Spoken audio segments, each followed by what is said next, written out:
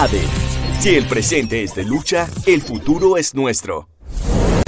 Buenos días, maestros, maestras, comunidad educativa. El mundo y Colombia se preparan para enfrentar la cuarta ola de la pandemia del COVID-19 en su variante Omicron, que si bien es menos letal, es muchísimo más contagiosa, situación que tiene en jaque a los sistemas de salud en todo el planeta porque el número de contagios se disparó de manera exponencial. El temor de la mayoría de países es no tener un sistema de salud robusto que pueda atender el número de población contagiada por esta variante dominante Omicron que, reitero, es supremamente contagiosa. Ya en América Latina, por ejemplo, el gobierno mexicano a través de la Secretaría de Educación Pública ha tomado la decisión de confinar nuevamente a 10 millones de estudiantes y a 800.000 maestros, dados los altos índices de contagio en el Estado de México. En Colombia, quienes dirigen este país en cabeza del Ministerio de Trabajo, Ministerio de Salud y Ministerio de Educación, desconocen la realidad científica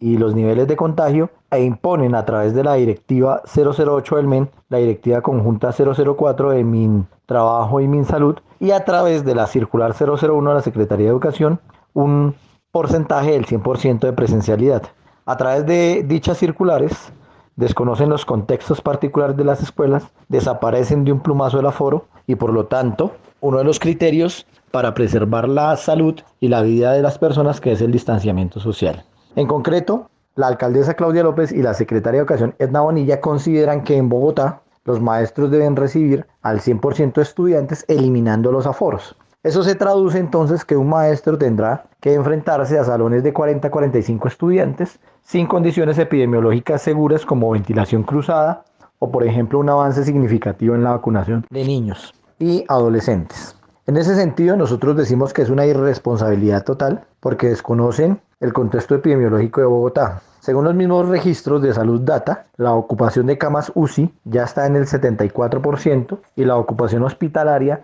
supera el 76%, es decir, ya pasando de alerta naranja a alerta roja. En ese sentido, esa ocupación de camas UCI vuelve a disparar el número de muertos en Colombia, que ya supera los 232, y de la misma manera se ha disparado el número de contagios. Entonces tenemos nuevamente una política pública sustentada en la economía y una decisión política incorrecta, desconociendo inclusive las determinaciones de carácter científico que plantean que en este cuarto pico deberían de nuevo aplicarse las medidas de confinamiento y de aislamiento social como lo vienen haciendo muchos de los países en el mundo, específicamente en Europa. Por lo tanto, la Secretaría de Educación, en lugar de preservar y proteger la vida, lo que ha venido orientando es una serie de medidas que van en contra de los derechos laborales de los maestros. Por ejemplo, la circular 004 tiene 4 componentes supremamente complicados. El primero, se extralimita en sus funciones la Secretaría de Educación al desconocer el manual de funciones de las orientadoras, los docentes de apoyo y las docentes de inclusión, al cambiarle sus funciones, en lo concreto planteando que debido al elevado número de maestros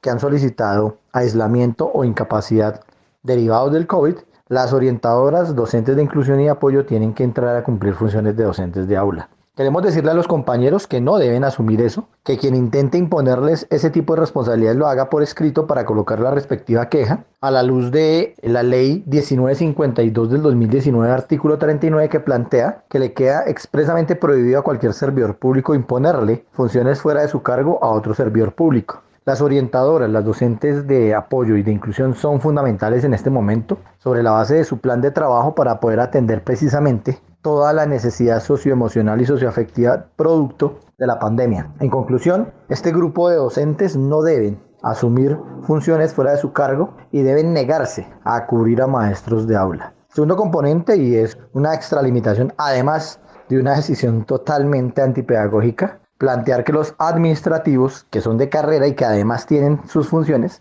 asuman también tareas de aula. Igualmente hacemos el llamado para que los compañeros soliciten por escrito quién les está exigiendo esa situación para iniciar las debidas quejas y el debido proceso en términos de vulneración de sus derechos y la obligación a cumplir funciones que no son de su cargo. El tercer elemento delicadísimo de esa circular 4 es que la Secretaría de Educación desconoce el principio constitucional de que la educación pública en Colombia es prestada por el Estado a través de servidores públicos nombrados por carrera y con suficiencia de conocimiento pedagógico. Es absurdo pensar que la Secretaría oriente que los rectores puedan contratar ONGs o entidades del sector privado para que suplan la prestación del servicio a un número de incapacidades. Y más complicado aún que hable de voluntariado, es decir, no es suficiente tener la voluntad de aportar al proceso pedagógico, debe haber una idoneidad certificada por una universidad. Todo esto es un esperpento de la improvisación de la Secretaría de Educación del distrito. Y finalmente, en términos epidemiológicos,